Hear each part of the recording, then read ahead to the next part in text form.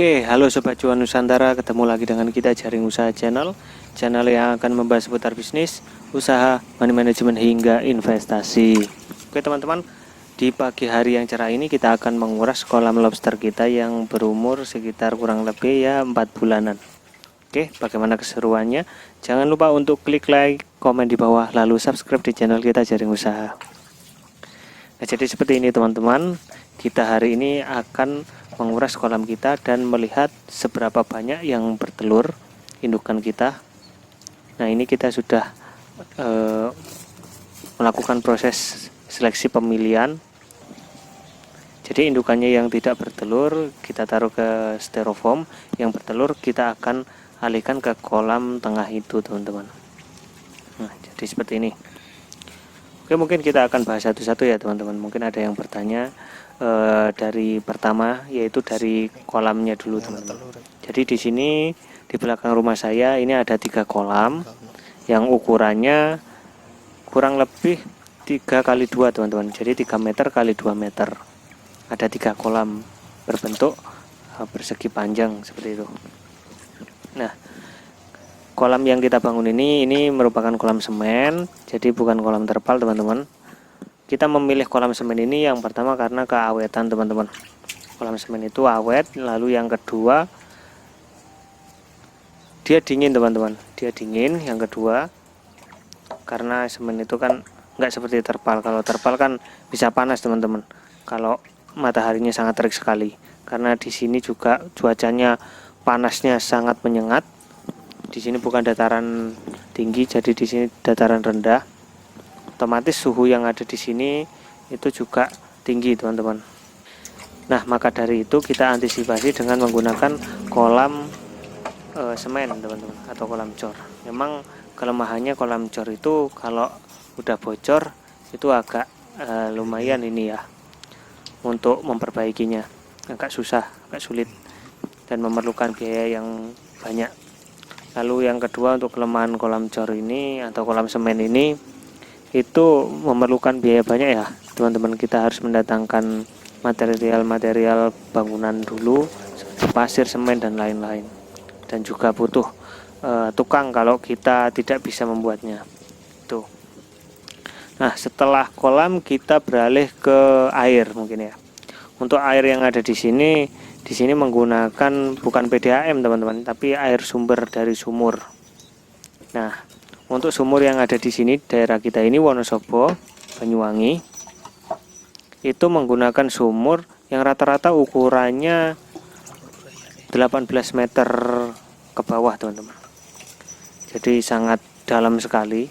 Maka dari itu untuk air yang ada di sini ini kita ukur kemarin kandungan zat kimiawinya menggunakan TDS meter itu sekitaran 150-an teman-teman. Sangat rendah dan standar sekali untuk air konsumsi atau air minum. Dan untuk lobster sendiri itu juga sangat normal teman-teman, karena TDS nya menunjukkan angka 150-an. Dan bagaimana yang kita ketahui, kalau lobster itu bisa hidup di bawah 250 kalau nggak salah, kalau nggak 300 ya 250 itu untuk kadar TDS meternya. Untuk pH yang ada di sini yaitu 6,9 hingga 7 teman-teman. Jadi sangat normal sekali atau netral. Maka dari itu lobster bisa hidup. Untuk syarat lobster bisa hidup itu pH-nya kalau nggak salah ukuran 6 sampai 7,5 teman-teman. Itu kalau di bawah itu sudah alamat mati ya teman-teman. Karena kalau terlalu asam juga nggak baik untuk lobster, bisa mati. Kalau terlalu basah pun lobster juga akan mati teman-teman, seperti itu. Lalu yang ketiga kita bahas tentang shelternya teman-teman. Di sini kita menggunakan shelter berupa genteng teman-teman. Nah, ini kita menggunakan genteng, kita mengantisipasi yang pertama cuaca teman-teman, karena cuaca di sini sangat terik dan panas. Dengan adanya shelter genteng ini teman-teman, itu kita bisa menurunkan suhu, karena genteng itu sendiri itu kan dingin teman-teman. Jadi bisa untuk tempat bersembunyi lobster agar tidak merasa kepanasan.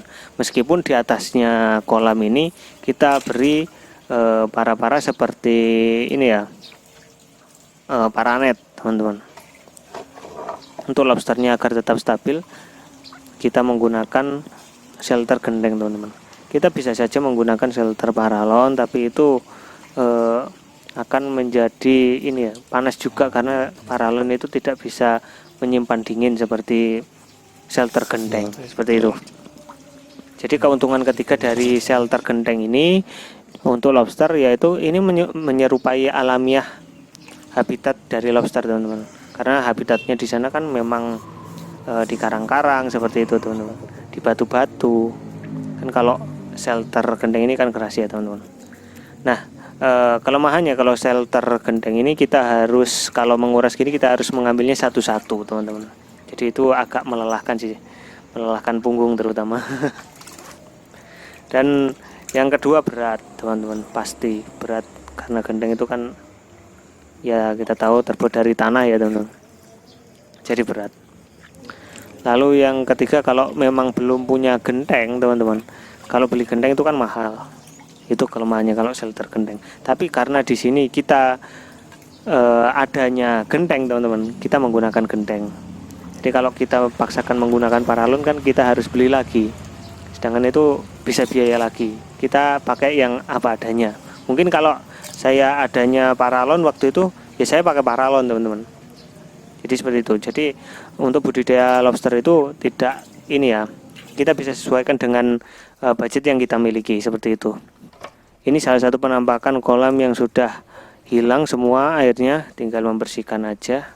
Ini bekas-bekas lumut yang ada di sini, dan kita bersihkan juga, jangan lupa untuk shelternya juga teman-teman, agar shelternya ini bebas dari lumut dan tidak usah sampai bersih teman-teman, karena lumut itu juga nanti akan menjadi makanan cadangan untuk lobsternya itu sendiri teman-teman.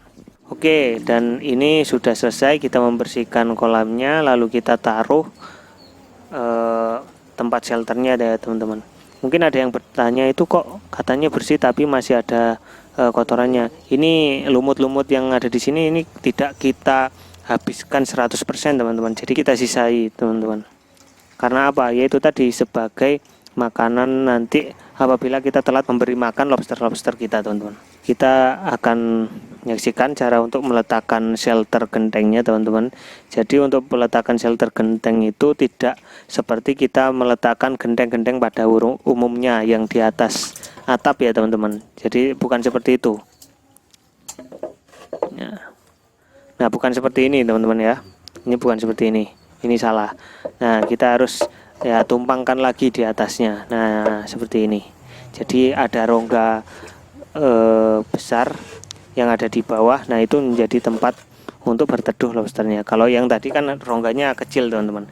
Jadi untuk lobster yang kecil nggak masalah, tapi untuk lobster yang besar itu kurang besar teman-teman. Jadi seperti itu, harus diletakkan di atasnya lagi teman-teman. Jadi bukan di kupingannya itu. Oke, selagi kita memasang shelter, kita akan mengisi kolamnya teman-teman. Kolamnya, oke, setelah kita isi kolamnya dengan air, lalu kita akan pindah ke kolam yang nomor 2 teman-teman, atau ya kolam yang tengah. Kalau untuk kolam yang tengah itu teman-teman, kita tidak harus mengurasnya seperti kolam pertama tadi. Kita habiskan separuh, habis itu kita tambahi air baru. Nah, seperti ini penampakan kolam yang sudah kita bersihkan, dan ya kita tinggal menunggu airnya hingga batas yang kita perlukan teman-teman. Oke, mungkin itu saja untuk video kali ini, semoga bermanfaat. Salam semangat, salam pengusaha, salam cuan.